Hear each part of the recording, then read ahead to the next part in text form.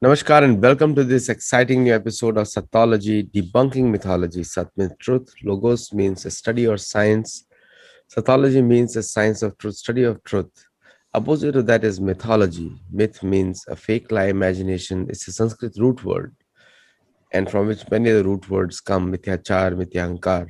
Logos means a study or science. Mythology means a study or science of fake lie or imagination.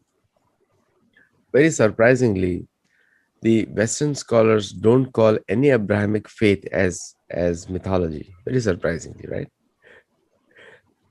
And also, we see isms are not used against any of the Abrahamic faith except Judaism. You'll be shocked. Because the ism is used in Judaism is totally for a different purpose. Why? Because both the two Abrahamic faiths don't recognize the third one. So the word ism is also used against Hindus, Hinduism, which is not a proper word.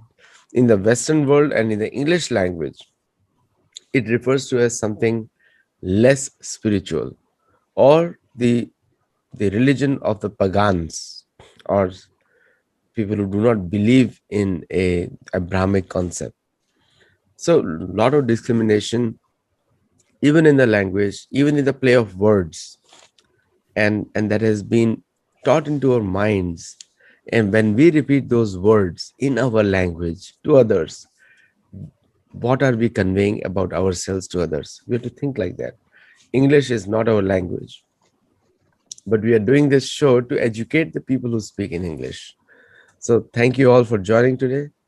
And today we are going back to Kashmir. In so Kashmir again, Kashyap Mira, very ancient Sanskrit word. Rishi Kashyap's garden is Kashmir, and that is the ancient heritage of Kashmir. And Kashmir, the same name has been used in Mahabharata texts. Same name has been used since the time of Mahabharata. In Kashmir, Kerala, Karnataka, all these names are still there. Tamraparni, very old names. Now, so the historically, this has always been the crown of Bharat, but actually Bharat's boundaries were till Uttar Kuru. Uttar Kuru is in Kyrgyzstan. North of Kyrgyzstan is Uttar Kuru. So without delay, so we are going to go to Buzamov ki Gufaएं or caves, and also we are going to follow some more shivlings. The very famous shivlings are there, and without we have a very famous and very good friend who has come on this show many times. He is a civil servant and he travels for education purposes out of his own hobby from his own pocket. Nobody's funding him.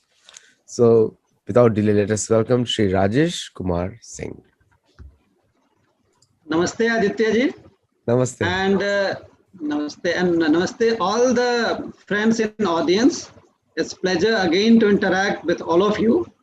Uh, as Aditya ji was telling, and we have been emphasizing on this show and other platforms also, that the narratives which have been built about Indian heritage is incomplete and incorrect to a large extent. And the reason has been that not many of the original people and the native people have been talking about from their own experiences.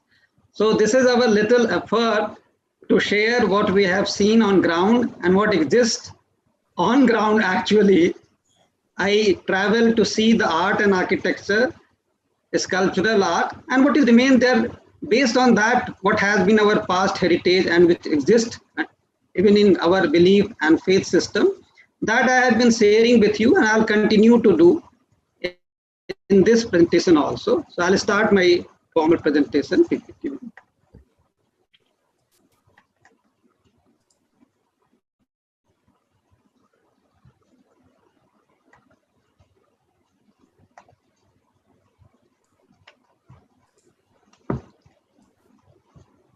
So when we talk about Kashmir, Aditya ji was emphasizing this fact that Kashmir is a very, very old name. The Kashyap Rishi created it and it continues to be so. even though many of the heritage would have lost, but the name exists and it shows the continuity and many other names also. So the very important pilgrim center which we have in Kashmir is a natural cave which has been worshipped for more than 5,000 years. I mean, when civilization was existing in India, people have been traveling from all parts of the country to this place to pray to the god and goddess here. And it is believed, see, in India, any manifestation in art, architecture, belief system derives its source from any spirituality.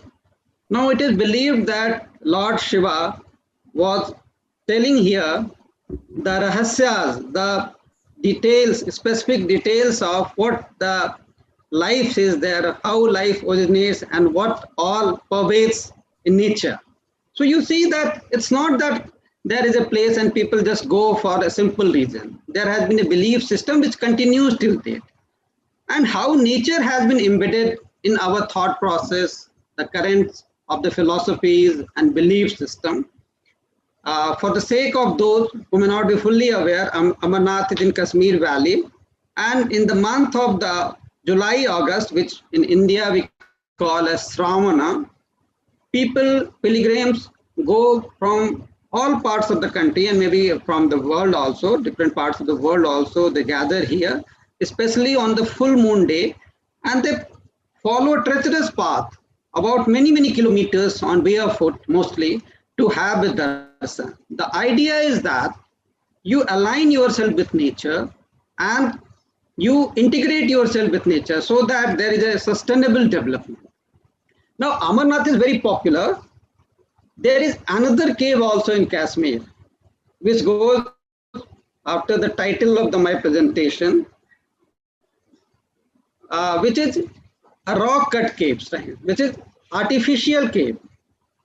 Now on the screen you will see three pictures, and all three are from different parts of the country. So what I again try to explain to you is this, that cave temples which were carved out of the solid live rocks by the chisel and hammers with a great effort of devotees were prevalent in all parts of the country.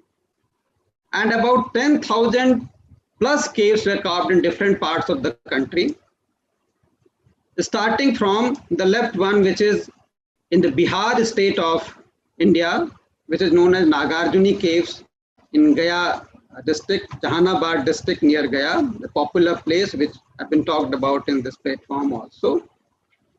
And on the right side, you say from the Deccan in the Maharashtra state, there is a place known as Bhaje, where you have a rock cut caves with a stupa inside, which is a thing of worship. And in center, what we will talk about now is Bhumajao caves in Kashmir. Now you can distinctly identify, though they all are artificial caves, they have all sculpted, they are not architectural pieces in a sense. In true sense, they are sculptures which have been carved out of the live rocks. And now here, however, you can distinguish from the very design. If you see in the center, there is a triphyla, which I have been talking about during my presentation in the Martan, in the Avantipura, Pandarethan, and so on and so forth. You would have followed it. So this emphasizes that Kashmir, which is a fact, as I have been pointing it out, has a continuous link because it was an integral part of the country, not only geographically, but also culturally. And these are the manifestation in the form of art and architecture, which I have been pointing it out to you, so that the image which has been built about Kashmir, that it's a place somewhere in the borderland, it was never an integrated part of the larger subcontinent, which we know as India, is not true. Now it's a beautiful place. And it's not very far away also. I have talked about Martand temple and Martand pilgrimage in Anantnag district, just about 1 mile away from that. From the main road going from to Pahalgam, it's a famous place, tourist place, Pahalgam. You can climb to these temples. And you can see the facade here, which I have already discussed. And from this top, you can see the Lider Valley in figure 2. A mesmerizing panoramic view is there. And as it happens, many of the pilgrim centers or the temples in India have been built on height in secluded places. And devotees, when they go there, they feel very comfortable to pray. So when you enter this cave, you have another temples. This you can call a gateway of the broad temple. And here you have another small but very important from the architectural point of view with certain steps. And you have a Sivalingam here, which we all worship. Those who pray to Shiva, who believe in Shiva, they pray to Sivalingam. Now, you all must be knowing by this time that Kashmir was a place where all the different forms of worship in Sanatan Dharma is being practiced, be it worship of Lord Vishnu, be it worship of sun god or goddesses in different forms, or Shiva. So Shiva has been worshipped both in aniconic form and iconic form. Aniconic means it's a simple symbol where no anthropomorphic or human face is there. So Sivalinga represents that. Now you can see Sivalinga in many of the temples in Kashmir. I have taken here 2 temples which have been reclaimed. The temple on the right side, that is in figure 2, I discussed in detail in my last presentation, which is in Pandarethan, that is Puranadhisthana, which means old capital, the original Srinagar. There you have a Sivalingam being worshipped, Jalabhisek is being done. Similarly, there is another temple which also have been reclaimed. It was in ruined condition. Of course, the top you can see is not the original one if you compare to the Pandarethan temple, but this has been restored to the extent possible, and even the doorway has been fixed. There also you see a Sivalingam on a base pedestal, and water is being offered. Now, those of you who would have an introduction to the Indian philosophy, Indian tradition of worships would appreciate that Linga represents everything. Everything means what is perceived and what is beyond perception. Shiva means which is not to be seen. Like if you see in a sky, you can see moon, in daytime sun, in night stars, but these are not the only element existing in the cosmos. There are a huge gaps which our senses cannot perceive. So in Indian philosophy, we call Shiva as all pervading. And Linga is a representation, is a symbol of that. Basically, a pillar of energy from which everything emanates. All living and non-living, what can be seen and not seen, are emanating from that. So this worship practice is seen in any part of the country. You go anywhere, east, west, north, center, any state, any district you will go, you will have temples and Sivalinga. So Kashmir was no exception. And that's what I'm trying to point out. Kashmir has all the elements of cultural ethos of the India. Similarly, I talked about Wangath during my last presentation, where you can see in figure 1 and figure 2, Sivalingas there in the ruined temples. The worship is not being practiced there. As also along in the figure 3, you can see a spring is there, natural spring where water is collected in a holy pond, and you have the small Sivalingas on right side and left side. So it's the simple form in which a devotee can worship to the supreme power, and the representation is through an elliptical or cylindrical simple image which is known as, which is called as linga. Now we saw in the previous slides lingas in the temples which have been restored, lingas in situ where temples are in ruin. Some examples I am showing, and here you can see huge lingas. One collected from Baramulla, now placed in a museum, Sri Prakash Singh Museum in Srinagar, and another one along with few smaller Sivalingams. This is a huge single lingam, you see, only part of that, which was collected, which was seen by Cunningham when he was surveying it during his survey here, and he has mentioned in his memoirs. That is now placed in the cantonment area, the Pandarethan, near the Shiva temple, and it is placed there. However, unfortunately, they were destroyed. There were many other lingas were destroyed, many temples were destroyed. So we don't know exactly to what extent the damage has been there. It's only maybe a few percent, maybe 5-6%, which has remained there. However, even those are sufficient to establish this fact that this kind of worship was as prominently practiced, continuously practiced in Kashmir Valley as was being done in other parts of the country. And in the background, you can see the Sankaracharya temple, famous Sankaracharya temple, which we had discussed at that time.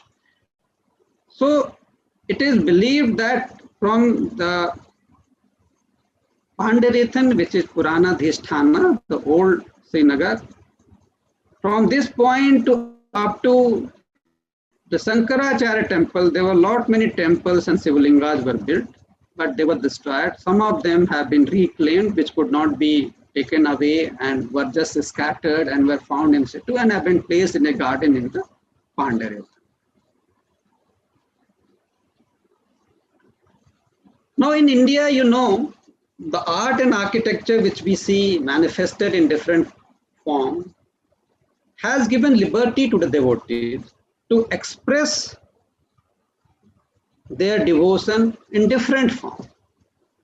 And even then there are certain codes that how particular statue shall be carved, what shall be the iconography.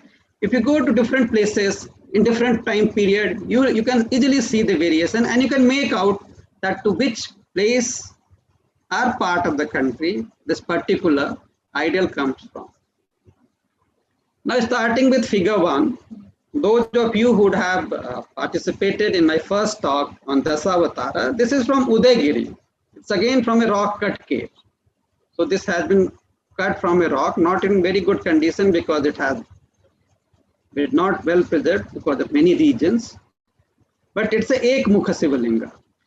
Why we call it Ekmukha Sivalinga? Earlier in the slides we can see a cylindrical representation, simple one. In all these three, if you see, the Sivalingas are cylindrical one. There is no human face on that, or anthropomorphic face is there. So these are known as Niskala. But the devotees did represent their Lord, the supreme power, in different forms, and one of the form was that the lingas would have mukha, means faces. And if there is only one mukha being represented, then it will be called as Ek Mukhalinga. So you have one single Mukhalingam here. Now in figure 2, this is from National Museum, New Delhi. This has also been reclaimed. You can see it in not in a very good condition. It's a broken piece, have been recovered. It is from the classical period of Gupta, but it's again a Ek Mukhalinga. And in Kashmir also, this tradition continued during 5th to 12th century AD till it was allowed to be practiced.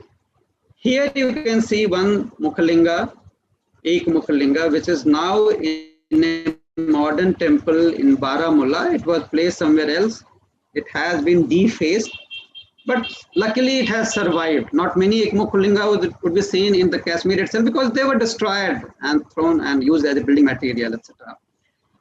In figure 4, we have a very good preserved piece, and it is in USA in one of the museums, Met Museum, which I have talked about, which has many other sculptures. We talked about Vaikuntha Vishnu and Shiva's different forms. So there is a Ekmukhalinga also, and you see it would have difference in the stone which has been used, maybe the expression on the figures, mustaches or no mustaches, but certain features are very common. You will see that there will be a third eye which represents knowledge of the Lord Shiva. Here you can see. And it's not only in Kashmir that Ek Mukhlingas were there. Afghanistan, which is certainly not related, it's not part of India anymore, but in the ancient period, certainly was a part of the Indian subcontinent. And the traditions were practiced there. You can see one Mukhalingam in white marble, which is being represented here on the screen from in figure 5. It belongs to the Shahi dynasty. So it shows the integrated activity continuity which happened in different parts of the country. And there are many themes: worship of Shiva, representation of Shiva as Lingam, Ekmukhalinga, and other forms. It was manifested in all parts. So to say that Kashmir is somehow isolated culturally is bereft of the fact, and we have to understand that there was close and continuous interaction between Kashmir and different parts of the country, as was happening with any other part. Also, one more piece, it's very interesting. It's again from Met Museum, you see, it's a small Sivalingam. It's a Ekmukha Sivalinga. And on the back side, both Shiva and goddess Parvati has been carved out. So in a way, concept which we have been believing in, Dvaitvad, Advaitvad, that Purush and Prakriti. Purush means male, Shiva, and Prakriti means goddess or Parvati. They are all one. So in nature, everybody is one, and they all emanate from the single source, which is the supreme power. And this is the beauty of the Indian culture, that we believe in one in a natural way, without imposing our belief system on anybody, giving a lot of flexibility to express our devotion to whomsoever we believe in and in whatsoever we believe in. So these sculpture art, which are not known very prominently, they are in USA, they are in some other museums in the world, and in India also. They need to be visited, they need to be understood, they need to be appreciated. And once it happens, I fully believe that it will be firmly established in the mind of the people, though, which is a fact that Kashmir and many other parts which have been lost from India, they were actually very much integrated. And all these efforts shall help in restorage of the heritage which we are proud of. So with that, I thank you all. My presentation, I conclude it. If you will. Thank you so much, Rajesh ji, and what a wonderful presentation. Or you are always giving us task. Now you showed us another Murti from USA. one of the one of the museums. And one thing is there, Rajeshji, it's so surprising that the information which you are providing, and the government must also be aware of that. Indian Cultural Ministry, and they must be aware of that also. Are there plans to reinstate them and worship them as they were, or they should be in the Kashmir also, wherever they were? As per my information, see the temples which are there in Kashmir. Two I have shown where they have been restored, one in Pahalgam and one in Pandarithan, and worship is being done. Slowly, maybe with the efforts of the people and all concerned, this will happen. But those idols and statues which have been taken away, as you yourself would appreciate, they would have been sold by somebody to the museums. So our emphasis will be there. At least people shall know more and more about it. They shall read about it. They shall talk about it. They themselves shall share it with others, so that the rich heritage of India is known, and the real concept, the philosophy of equality among all, which has been the hallmark of the Indian culture, shall be shared with each other. See, one of the biggest things, if you see the countries neighboring India, Vietnam, Cambodia, and even Thailand to some extent, they went out of the way after their independence to first restore their original sites, whatever religious sites were there. And after they restored it, including Myanmar, now Myanmar has been politically attacked by many people, and for whatever reasons, but they have restored every single ancient temple. Like, I was getting a report, 6,800 Buddhist and Hindu sites. Rangoon had the maximum Hindu sites were restored in Myanmar, and out of which there is a even talk. Myanmar is a Burmese name for Brahma. It's a country of Brahma. So Brahmadesh was original name, Brahmadesh. So India has only one temple of Brahma, Pushkar, which is a major one. US has opened one temple. There's one temple of Brahma opened in US also, in Las Vegas. Okay. But in Myanmar has 2,600 temples of Brahma, 2,600, and they have restored all of them. And the Buddhist monks and Hindu monks, you cannot distinguish in Myanmar between the two, but they have been the biggest, you can say, preserver of ancient Sanatan culture. And after that comes Thailand, and then comes Vietnam and Cambodia, and Laos also. To some extent, Laos has 16 Hindu temples restored, and all of them are under the protection of the government. Now, in India also, we want to see such kind of things, like, because India has just in Dandakaranya area, Sri Ram visited 10 years. So a lot of places still need to be brought out and restored back. Do you think such kind of program by the people will be more important than by the government? As I have been emphasizing, effort has to be consistently there from all the quarters. And in India also, efforts have been made by government in different parts. However, the effort in Kashmir, it could have been a bit more because of maybe the political reason it could not happen. But slowly the change could be seen. And recently only I saw a video of worshipping in Wangath temple. I had shown you Wangath ruins. Even in this presentation, Sivalinga is there. So people had gone there and they have offered Aarti and Puja there. So things are changing. In most of the other parts of the country, it has happened. Unfortunately, in Kashmir, it was not happening. And people are not knowing, like Bhumajao case, why I named this cave. It may not be a very big cave, though it is located at a very beautiful place, at a strategic location. But it's on the way itself. When you go from Martan to the Pahalgam, which is a very popular tourist place where even films have been shot, nobody would talk about Bhumajao caves. So ignorance is also there. So awareness is very important, and what you are doing is, I congratulate you. I mean, bringing so many people talking about different aspects of our Indian heritage. And I hope my friends who are listening, they would also talk in turn and would really understand also, and will see the beauty behind these sculptures and architecture.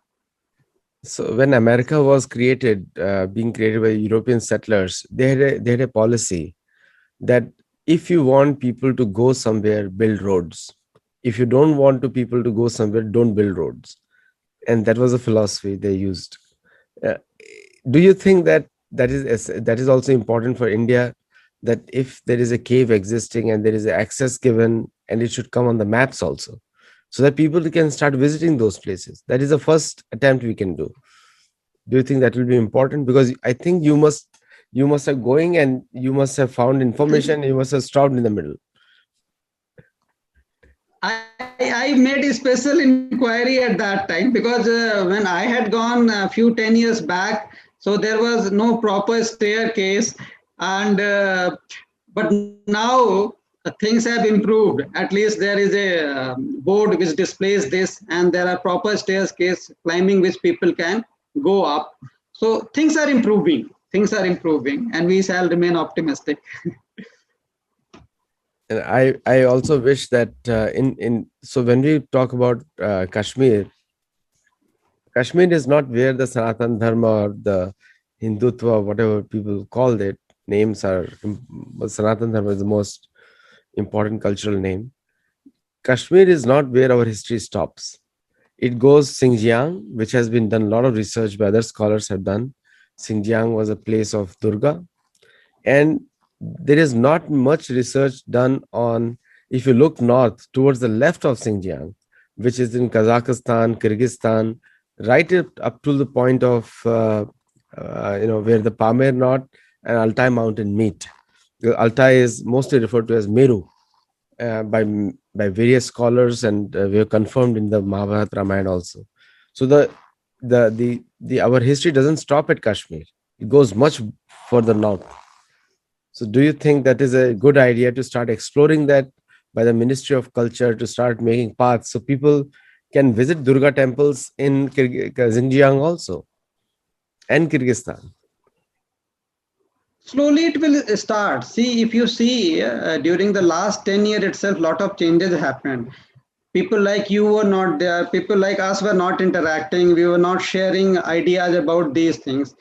And even though the ideals are existing, like I took one example from Afghanistan. Now, who would have imagined that in Afghanistan there would have been a lot of temples? So, what you are saying, it does not stop. The ancient cultural heritage does not stop at Kashmir itself. It goes much, much beyond. Even in the Iran, you would find a lot of temples during ancient period which were destroyed. Fortunately, some temples have remained there. So in the past, in the ancient period, Barah Mihir had gone there to establish the temple of sun and to spread his knowledge. So the research has to be there, and government is doing, it must be doing, and it will do more and more as people would know to come more and more about these aspects. Some 10 years back, nobody would even think that Kashmir would have any of these things. So what you were saying is very much essential. And as we interact with each other, the demand will be there, even amongst the intellectuals. And people would be tempted to go there. Even I am tempted to know more, like when I was doing research for this. So I didn't know that in Afghanistan also an Ekmukh Sivalinga is there, and that is restored in one of the museums. And there would have been many. It can't be that there would have been one Mukhalinga also. Exactly. A lot of. But these are the leads. These are the leads which will help us in establishing our contacts. Yeah. There is a very common saying. This government has done a lot in last 7 years. A lot, which people can't even. We have to be grateful for what they have done, and we have to be happy for what they have done, because there were other governments, earlier governments. They destroyed it. They purposely hid it. They destroyed it, and there was a culture of fear which was kept all over the place, that talking about Hinduism or Hindutva, Hinduness, and Sanatan Dharma is a bad thing, and people are ashamed to talk about their heritage. But at least this government has opened up. Earlier governments destroyed it. So if people look at the government to do more, it is a good thing for the government that people at least have hope and expectations. Actually, do you think so?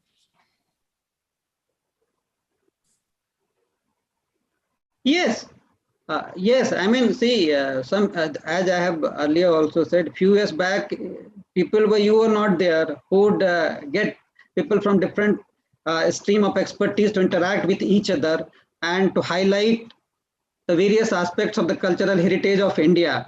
So now, since the knowledge sharing is there and such platforms are available, so naturally, even in common people, and when I say common people, it will be the people who live there, they also are going there. I can see that even the local people would not go there. Now most of them would not know what it was there, but they would happily go. It's a beautiful place and these structures are there, they will take proud also. And in some of the places even worship has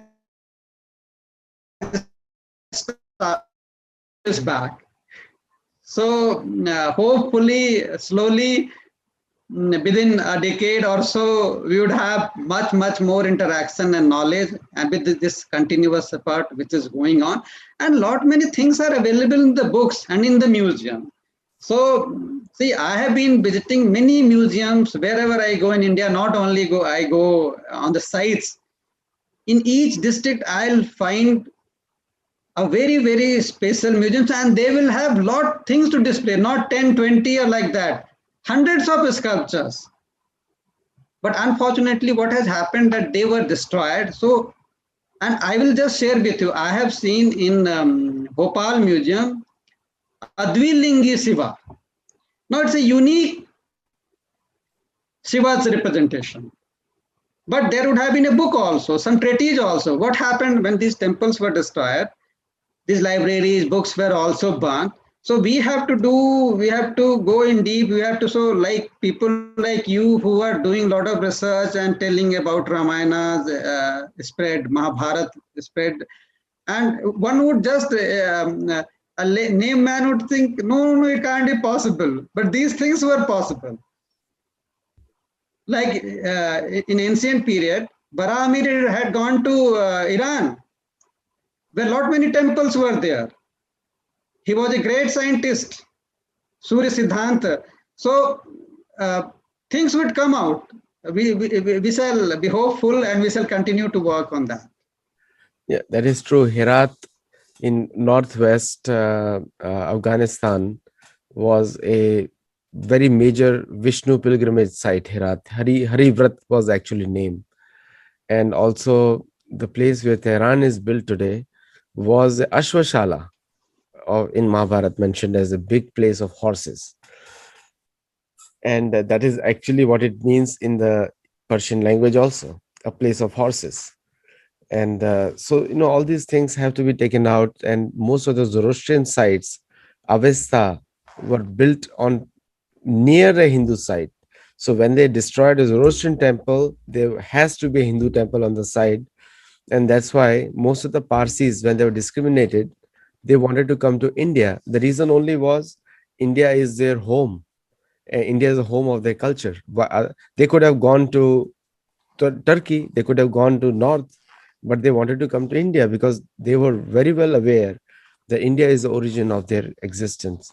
Now, in between, also due to all the political things and everything, and destruction, large scale destruction of Sanatan culture is the reason for those places disappearing now. And I think it will be a good time for Ministry of Culture of India, because it's the custodian of the Indian heritage, to ask them that these are also important sites, restore them. And one of the things I always say is that link it to a trade pact. That if you have a trade, it's your duty to restore these 5 places for us, for the local Zoroastrians. We want to protect them also there.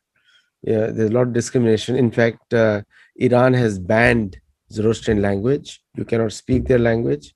You cannot write their language. Script is not there. If they have to write their language, they have to write in the Arabic or Persian script only. They cannot write in their language. So though a lot of restrictions are there still going on. Anyway, thank you so much, Rajesh ji. I really enjoyed this presentation.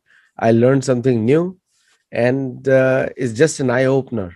We have done so many Kashmir shows now. At least this is the sixth video we have done on Kashmir, and it's really eye opener. Thank you so much, Rajesh ji. Thank you very much. And thanks to the audiences also. Thank you. Namaste.